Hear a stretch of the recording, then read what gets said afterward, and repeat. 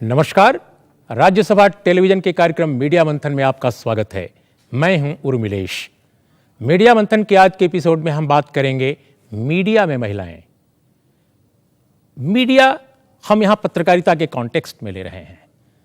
अनुप्रास मिलाना केवल हमारा मकसद नहीं है, बल्कि बात यह भी होनी चाहिए कि मीडिया के जो अलग अलग पहलू हैं, मीडिया हाउसेस के अंदर और बाहर जो महिला पत्रकार हैं हमारी, उनको क्या क्या चुनौतियां हैं, उनकी क्या क्या समस्याएं हैं, वो कैसा कर रही हैं, कैसा कर सकती हैं और कितना करने दिया जा रहा है, क्या क्या संभावनाएं हैं, इन तमाम पहलुओं पर हम आज बातचीत करेंगे।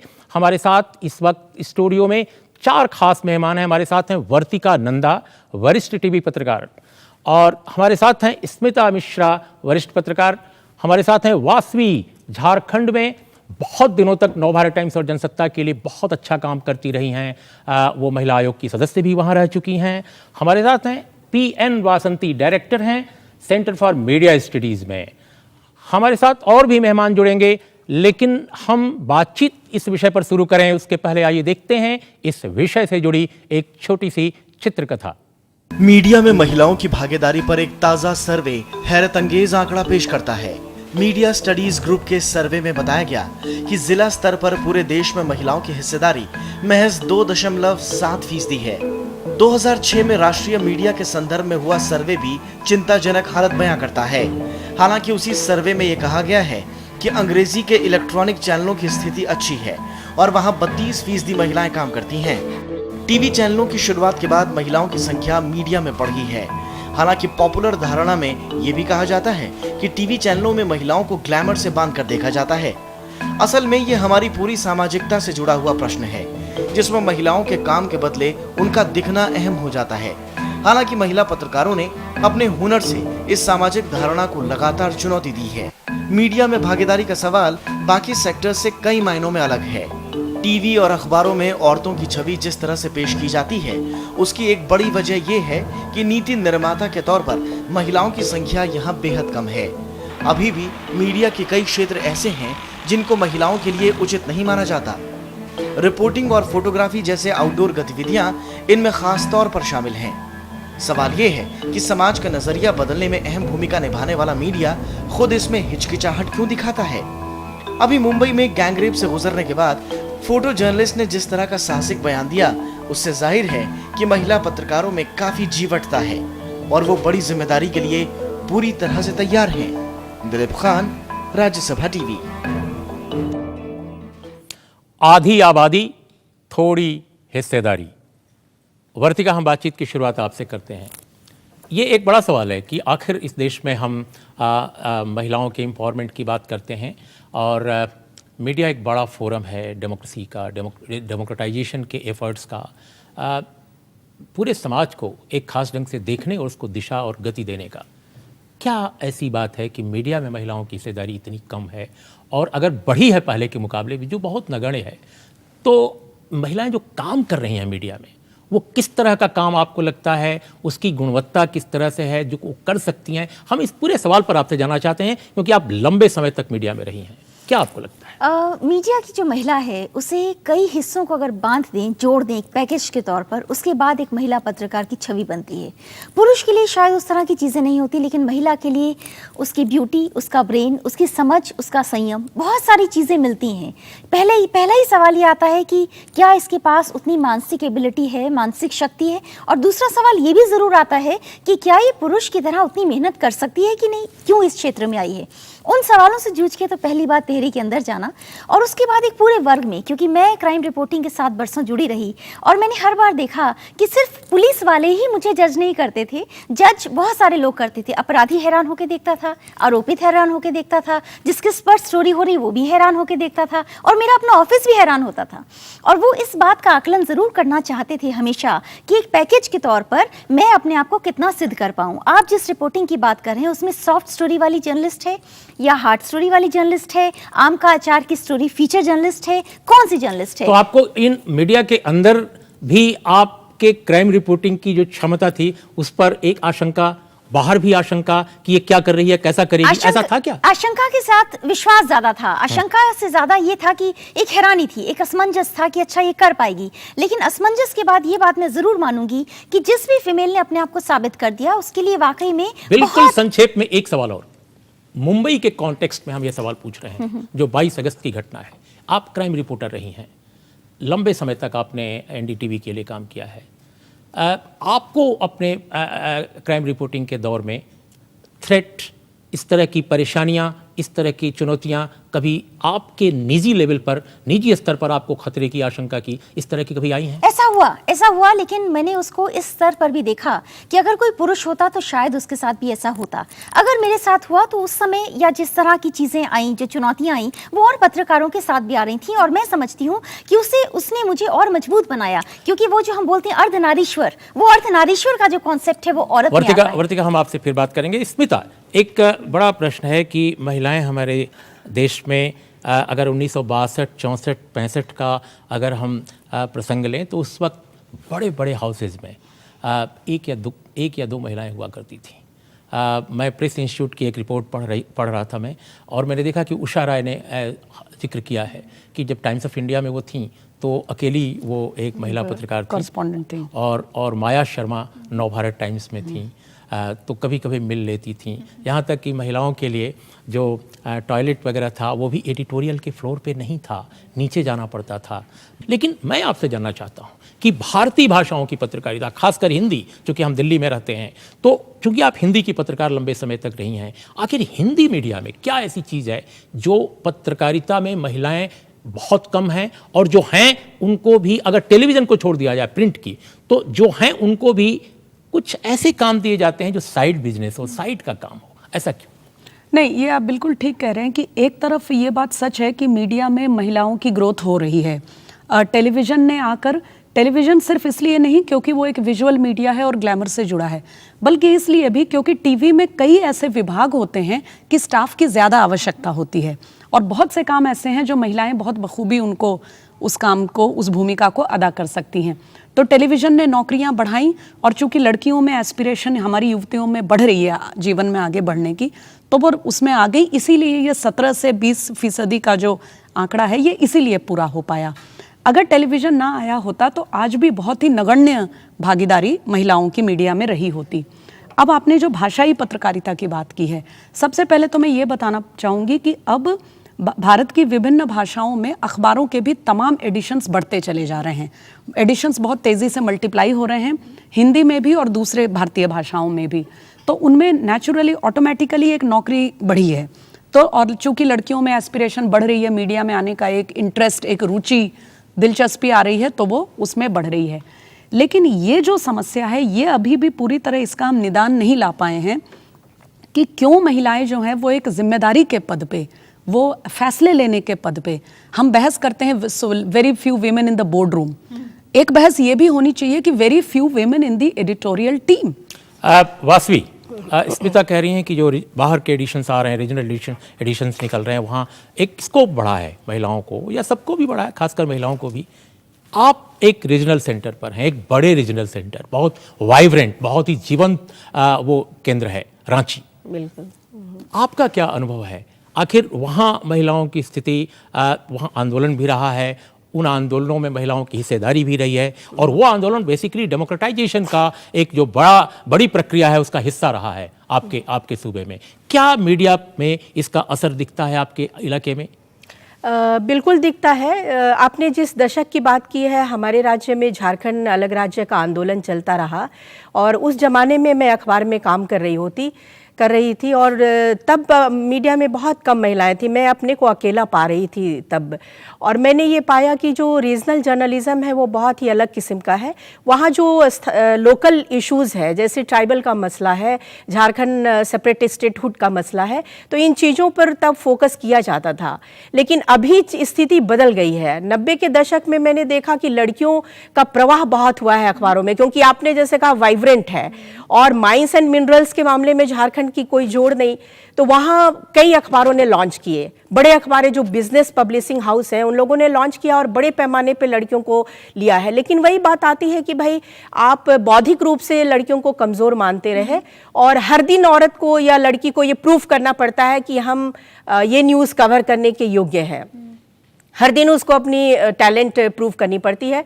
ऐसा मैं पुरुष पत्रकारों के साथ में नहीं होता रहा। अब देखिए, मैंने 12 साल जनसत्ता के लिए काम किया, मैंने राष्ट्रीय अखबारों में भी काम किया और स्थानीय अखबारों में, कुल हमने 17-18 साल काम किया। लेकिन मैं आदिवासी परिवार से होने की वजह से जनसत्ता ने हमें कभी कंफर्म ही नहीं किया। जोशी साहब थे, प्रभास जोशी जी हमारे संपादक थे, बहुत मानते थे, सब कुछ किया, लेकिन 12 सालों में जैसे 2000 में स्टेट बना, अलग राज्य बना, तो हमने सोचा कि अब तो स्टेट बन गया, अब तो ये बड़ा न्यूज़ सेंटर होगा और यहाँ तो एक अस्थायी कॉरेस्पॉन्डेंट की ज़रूरत होगी। तब भी हमारी चीज़ें, स्थितियाँ नहीं बदली और अब तो स्थितियाँ बहुत ही अलग है। वासवी, हम आपसे फिर बात करेंगे। अभी हमारे साथ वरिष्ठ पत्रकार और लेखिका उषा राय भी जुड़ी हैं। मैं ये जानना चाहता हूँ, अभी मैं देख रहा था प्रेस इंस्टीट्यूट की रिपोर्ट जो बहुत पहले महिला आयोग ने कराई थी और उसमें आपने बल्कि जिक्र किया है, जब टाइम्स ऑफ इंडिया में आप थीं, वो 64 वगैरह का दौर था, जब पूरे फ्लोर पर आप अकेली होती थीं और नीचे नवभारत टाइम्स में माया शर्मा होती थीं। लेकिन आज उन फ्लोर्स पर देखिए तो महिलाएं काफी तादाद में हैं, टेलीविजन में काफी तादाद में महिलाएं आई हैं। क्या आपको लगता है भारत के मीडिया में आखिर कोई ऐसी बात है कि महिला पत्रकार संपादक नहीं बनती? पहली बात, लीडरशिप रोल में नहीं, कम, बहुत कम आती हैं। तीसरी बात, जब आती भी हैं तो वो अवधि बड़ी लंबी नहीं होती है। ये सवाल यहाँ उठा रहे हैं बहुत सारे हमारे पैनलिस्ट। आपको क्या लगता है आखिर हमारे मीडिया में वो क्या चीज है?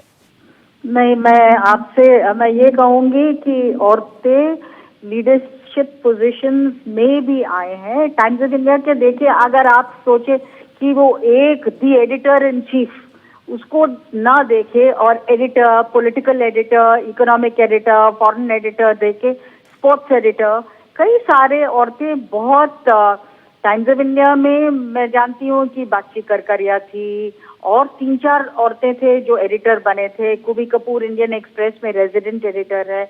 आजकल का स्टेट्समैन का resident editor is also Usha Mahadevan, who is a woman. और साउथ में इन कर्नाटका एक है कन्नड़ा न्यूज़पेपर है जिसकी एडिटर भी एक औरत है।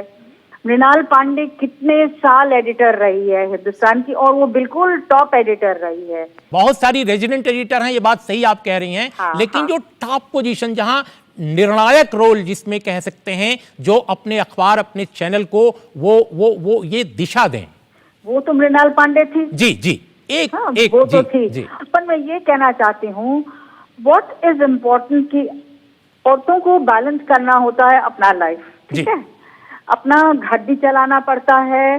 They have to have an impact on the newspaper also, ठीक है, अपने कॉलम्स के जरिए इम्पैक्ट हो सकता है। ये नहीं हर औरत और हर जर्नलिस्ट तो टॉप एडिटर तो नहीं बन सकते हैं।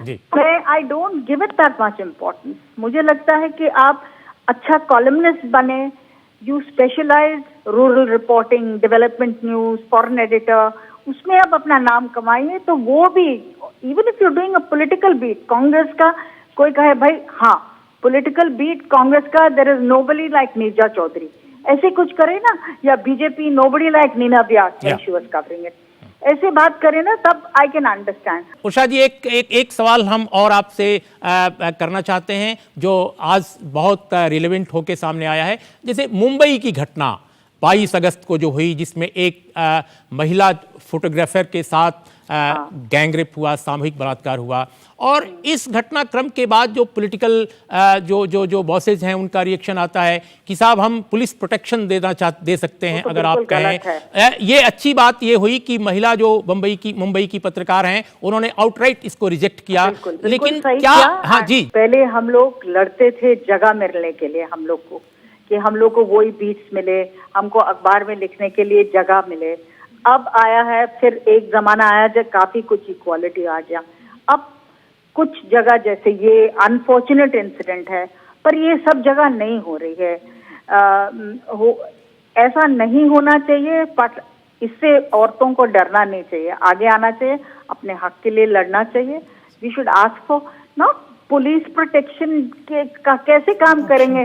कई बार तो हम लोग एक्सक्लूसिव के लिए जाते तो पुलिस को लेके घूमेंगे।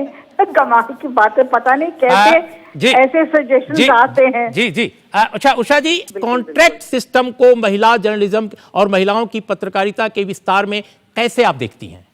देखिए, कॉन्ट्रैक्ट सिस्टम जो है वो औरतों के ऊपर खासतौर रीजनल प्रेस में बहुत इम्पैक्ट रहा है। क्या होता है, वो तो एक तो वो औरतों को जॉब्स देना ही नहीं चाहते, जब देते हैं तो वो कॉन्ट्रैक्ट में देते हैं। और बहुत बहुत जो हमने जो सर्वे किया था ना प्रेस इंस्टीट्यूट जी जी जी जी उसमें दिखाया गया है कि कितना बहुत कम पैसे में, आई डोंट रिमेम्बर उस टाइम 3,000, 3,500, 4,000 में उन लोग को कॉन्ट्रैक्ट देते थे पूरा महीने के। और वो अगर वो औरत कहती कि मुझे मैटरनिटी लीव जाना तो छुट्टी करो, तुमको नहीं चाहिए जी। कुछ भी कोई भी कैलामिटी होए या there is a fall in the economics of the paper, तो सबसे पहले ये जो औरत कॉन्ट्रैक्ट में है उसको हटाते हैं। आदमियों के ऊपर ये इतना असर नहीं पड़ता है। उषा जी, बहुत बहुत धन्यवाद आपका राज्यसभा टीवी के कार्यक्रम मीडिया मंथन से जुड़ने के लिए। हम आपसे भविष्य में फिर जरूर बातचीत करेंगे। बसंती, उषा जी ने बहुत महत्वपूर्ण बातें कही इतने लंबे अनुभव की रोशनी में। हम आपसे ये जानना चाहते हैं, आप प्रेस कमीशन की प्रेस इंस्टीट्यूट की जो रिपोर्ट जो महिला आयोग ने जिसको कराया था उससे भी आप परिचित हैं। आप को क्या लगता है जो अभी जो इश्यूज हैं खासकर इनसाइड हाउसेज जो मीडिया के अंदर हैं, जैसे मैटरनिटी लीव का उन्होंने कहा, जैसे आप देखिए बहुत कम ऐसे मीडिया हाउस हैं जहां कोई चाइल्ड केयर सेंटर हो, खासकर इस तरह का, जैसे कोई महिला अपने 8 या 9 महीने 10 महीने के बाद जब से आती है नौकरी पे, अपने बच्चे के साथ आया, अगर उसका हस्बैंड कहीं काम करता है, ज्वाइंट फैमिली नहीं है, ये सारे बहुत सारे इस तरह के एक्सपेरिमेंट विदेश में हैं जो समृद्ध देश हैं, डेमोक्रेटाइज जहाँ समाज हुआ है डेमोक्रेटाइज। आपको क्या लगता है ये तमाम इश्यूज जो एड्रेस करने हैं, क्या इसके बीच में कॉन्ट्रैक्ट सिस्टम कहीं आड़े आ रहा है क्योंकि कानून कहीं ठीक से काम नहीं कर रहा है, ऐसा लगता है आपको? मैं थोड़ा सा मीडिया को एक हट के जरा देखना चाह रही हूँ, ऐसे as a business, as a model, as जो चल रहा है। आपने देखा है कि लास्ट 10 साल में या 20 साल में कितना ग्रोथ हुआ है, बहुत ज़्यादा रैपिड ग्रोथ हुआ है और बहुत ज़्यादा बहुत फैला भी है, चाहे वो प्रिंट हो चाहे टेलीविज़न हो। टेलीविज़न तो अभी नया है, प्रिंट पुराना है। सो लेट्स टेक 2 अलग अलग मीडियम है, उसको अलग अलग देखते हैं। क्योंकि इतना जल्दी ग्रो हुआ है, एक स्क्यूड ग्रोथ, एक तरफा ग्रोथ हुआ है, तो मैं तो ये पहले बोलना चाहूँगी कि ये खाली औरतों की प्रॉब्लम नहीं है, जो इंडस्ट्री में काम करते हैं उन सब की सिक्योरिटी और सेफ्टी का मामला है। वर्किंग कंडीशंस आज भी जर्नलिस्ट के, चाहे वो मर्द हो या औरत हो, काफ़ी अनसिक्योर और अनसेफ हैं।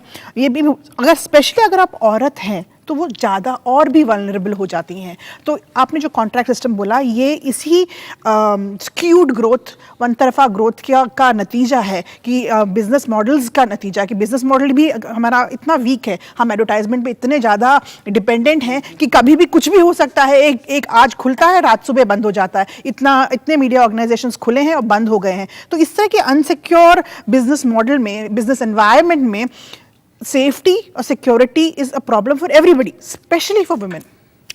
वर्तिका, जो इंट्री लेवल है, बहुत सारे लोग कहते हैं कि महिलाएं खासकर जो यूनिवर्सिटी में पढ़ती हैं, मास कॉम इंस्टीट्यूट्स में पढ़ती हैं, कि हम जाना चाहते हैं, सबके सपनों में है कि वो एक महान एंकर बने, वो अपने दिमाग में, अपनी आंखों में एक मूर्त बसाए है कि वो ऐसी बने। लेकिन सवाल इस बात का है कि इंट्री लेवल पर उनको नहीं मालूम क्या करें। जान पहचान, कॉन्टैक्ट्स, बस यही एक सहारा बचता है। क्या वजह, इसका तरीका क्या है? कैसे इस तरह की महिलाएं जो टैलेंटेड हैं, मैंने कुछ दिन पहले देखा एक लड़की का रिकॉर्ड 82%, 70%, 69% मार्क्स पाकर और मीडिया में आना चाहती है, बिल्कुल, लेकिन वो जानती नहीं कैसे आए। आप तमाम यूनिवर्सिटीज़ को अगर आप देखेंगे तो इस समय सबसे ज़्यादा जो सेलिंग पॉइंट है वो जर्नलिज्म का ही है। बहुत स्टूडेंट्स आना चाहते हैं। और जहाँ तक सपनों का सवाल है, लड़के भी एंकर बनने का सपना देखते हैं और बदलाव आए हैं। पर अब जैसे आपने देखा होगा, कई लड़कियाँ जो कैमरा पर्सन्स हैं, बहुत सारी लड़कियाँ एडिटर्स हैं। मैं ये मानती हूँ एंट्री लेवल के बाद जो असल में सबसे बड़ी दिक्कत आती है वो ये कि लड़कियों की परफॉर्मेंस की एज को बहुत श्रिंक कर दिया गया है।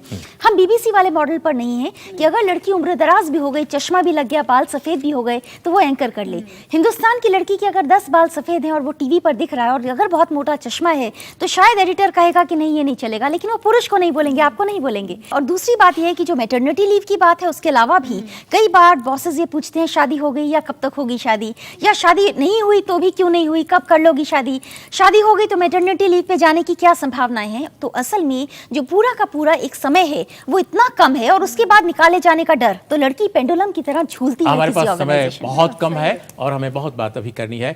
बहुत संक्षेप में स्मिता, आप स्वयं चूंकि एक माँ भी हैं, जी। आपने जीवन में कैसे फेस किया है, खासकर माँ बनने के बाद क्या क्या समस्याएं आपको आई और आप क्या एड्रेस कैसे बताना चाहेंगी कि इसका क्या समाधान है?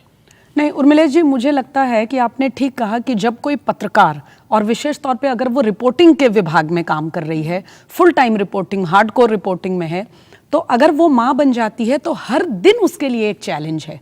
हर दिन कोई ऐसी परिस्थिति पैदा होती है कि उसे लगता है कि पता नहीं आज का दिन मैं अपना काम ईमानदारी से पूरा कर पाऊंगी ही कि नहीं।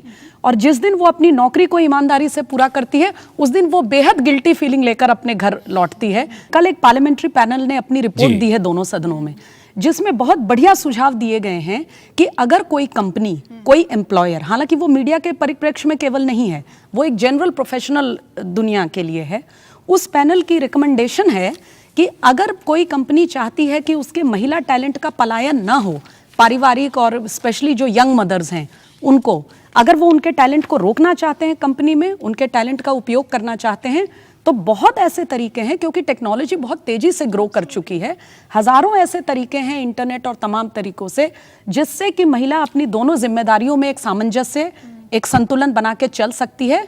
ये हमारी कंपनियों के ऊपर है कि वो टेक्नोलॉजी का सहारा लेकर मॉडर्न टेक्निक से कैसे ये तरीका निकालें कि यंग मदर्स और पारिवारिक जिनकी जिम्मेदारियां हैं वो अपने टैलेंट को कंपनी को भी योगदान कर सके और अपना जीवन भी। वासंती, इस बारे में कुछ आप कहना चाहेंगी? सुझाव? मैं ये बताना चाह रही थी कि आप वुमेन बहुत ज़्यादा आ रही हैं इस फील्ड में और जर्नलिज्म इतना ड्रास्टिकली चेंज हो रहा है। आपने जैसे बोला कि रिसर्च का जो अपॉर्चुनिटी, सब लोग कैमरा के सामने आना चाहते हैं, कैमरा के पीछे क्या हो रहा है उसके बारे में कोई ज़्यादा इतनी टिप्पणी नहीं करना चाह रहा है। स्पेशली जो यंग आ रहे हैं, वार्तिका जी ने जैसे बोला, मीडिया स्कूल्स में आज आप देखेंगे 90% वुमेन होंगी जो एडमिशन पढ़ रही हैं जर्नलिज्म, बट उसमें से कितने % आगे बढ़ेंगे? वो सब पीछे रह जाएंगे in the sense they will be able to do other things. Specially जैसे उन्होंने बोला कि अगर यंग मदर बनती हैं तो उनकी इतनी ज़्यादा रिस्पॉन्सिबिलिटी और बैलेंस करने का, उषा जी ने भी ये बात बोली कि बहुत इंपॉर्टेंट होता है एक औरत को कि घर भी और काम भी बैलेंस करना। ये हर एक इंडस्ट्री में है, मगर हर एक इंडस्ट्री ने बहुत सारे सेफ्टी सिक्योरिटी अरेंज की है। मीडिया में क्योंकि ये बिजनेस मॉडल इतना वीक एंड सिक्योर है, वो नहीं हो पाया है। जो खासकर जो उच्च मध्य वर्ग की महिलाएं हैं या बड़े नौकरशाह परिवारों की महिलाएं हैं, उनके साथ तो विकल्प है कि उनको बहुत सारा स्ट्रक्चर मिल जाता है, इंफ्रास्ट्रक्चर मिल जाता है, सहयोग या सपोर्ट मिल जाता है। लेकिन जो निम्न मध्य वर्ग या खाते पीते परिवार की लड़कियां हैं और बहुत पढ़ी लिखी, समझदार, तेज हैं, लेकिन वो इस समस्या से गुजरती हैं क्योंकि उनकी आर्थिक स्थिति अलाउ नहीं करती है कि वो एक तरफ मातृत्व संभालें और दूसरी तरफ पेशा। नहीं, बिल्कुल मैं इस बात से सहमत हूँ। ये हमारे एम्प्लॉयर्स को और जो इंडस्ट्री के निर्णायक लोग हैं, और उसमें हम महिलाएं और संपादक भी शामिल हैं जो महिलाएं निर्णायक पोजीशंस पे हैं, उनको ये तय करना है कि क्या आप जर्नलिज्म को हमेशा के लिए एक बेहद एलिटिस्ट किस्म का प्रोफेशन बनाए रखना चाहते हैं कि जिसमें बेहद संभ्रांत और संपन्न परिवार की महिलाएं आए, जिनके पास सबसे पहले तो एंट्री लेवल पे एक बढ़िया रेफरेंस होता है, क्योंकि आप जानते हैं इस प्रोफेशन इतना सब्जेक्टिव सिलेक्शन है, यहाँ ना कोई टेस्ट ना एग्जाम, कोई क्राइटेरिया तो है नहीं, पर्सनल रेफरेंस पे नौकरी मिलती है। तो या तो हम इसको वैसा ही बना के रखें और नहीं तो हम ऐसे सेफगार्ड्स और ऐसे तरीके निकालें जिससे कि महिलाएं, हर वर्ग की महिलाएं इसमें उनको मौका मिले। स्मिता ने जो बात कही, मैं चाहता हूं कि अब हम बिल्कुल कंक्लूड कर रहे हैं अपने प्रोग्राम्स को। क्या मीडिया के अंदर जो हमारी दिशा है, हमारी जो सोच का परिप्रेक्ष्य है, उसकी कोई समस्या है कि हम मीडिया को अभी भी एक बहुत ज़मीनी स्तर पर जो रियल इश्यूज हैं वहाँ नहीं टच करा रहे, और हमारे दिमाग में जो पूरी दुनिया है वो शायद एक संभ्रांत समाज की है। हम पूरे सोसाइटी को अलग चश्मे से देख रहे हैं। हमारे 60% 70% समाजों की जो महिलाएं हैं वो दिख नहीं रही हैं। बिल्कुल, अगर वो चश्मा लगा लेते तो बहुत अच्छी बात होती। मैं जिस इलाके से आई हूँ वहाँ के बारे में अगर मैं बात करूँ, जैसे आपने वेल रिसर्च्ड और वेल इन्फॉर्म्ड एक्सक्लूसिव या स्पेशल रिपोर्ट के बारे में में बात किया। अब तो उसका ज़माना ही नहीं रहा। अगर मुझे माफ़ करें तो अभी भी जर्नलिज्म में बहुत ज़बरदस्त किस्म की अपड़ता है, और ये अपड़ता संपादक के लेवल पर भी है। अगर मान लीजिए सुप्रीम कोर्ट ने एक जजमेंट दिया है, आप ठीक तरीके से उसको पढ़ नहीं सकते, जजमेंट अंग्रेजी में है, आप हिंदी के संपादक हैं, आपको पढ़ लेना चाहिए कि भाई किस मामले में क्या। तो मैं ये कहना चाहती हूँ कि अभी भी अखबारों में ऐसे लोगों का वर्चस्व है जिनका बहुत पढ़ाई लिखाई से लेना देना नहीं है, और गहरे, आप मान लीजिए अगर आप अफ्रीका में काम कर रहे हैं तो आपको अफ्रीका की हिस्ट्री और ज्योग्राफी का पता होना चाहिए। आप झारखंड में काम कर रहे हैं तो झारखंड की हिस्ट्री और ज्योग्राफी का तो पता कर लीजिए। आप आदिवासियों के बारे में गलत लिखते हैं। वासवी की इसी टिप्पणी के साथ हम आज की बातचीत का समापन करते हैं कि जरूर कहीं न कहीं दिशा भ्रम है। तो ये सिर्फ कुछ मसला प्रोफेशन का नहीं है, ये मसला सिर्फ रोजगार और उसके कामकाज के तौर तरीके का नहीं है, ये कंटेंट का है। बुनियादी तौर पर हम महिला को किस प्रकार देख रहे हैं, हम महिलाओं के समाज को किस प्रकार देख रहे हैं, और सबसे ऊपर हम संपूर्ण समाज को किस प्रकार देख रहे हैं। ले देकर यह जब तक मसला हल नहीं होता, जब तक मीडिया चंद सितारों के बारे में सोचता है, जब तक वह जमीन पर नहीं उतरता, जब तक जमीन की सच्चाइयों से रूबरू नहीं होता, तब तक महिलाओं को शायद सफर करना पड़ेगा। लेकिन महिलाएं तैयार हैं एक संघर्ष के लिए, और वो दिखता है जब मुंबई की छायाकार कहती है कि जीवन का अंत यहां नहीं होता, मुझे काम करना है, मुझे ज्वाइन करना है, जल्दी अपनी ड्यूटी पर जाना है। इन शब्दों के साथ आज के मीडिया मंथन के इस विषय पर चर्चा का हम समापन करते हैं। बहुत बहुत धन्यवाद। देखते रहिए राज्यसभा टेलीविजन।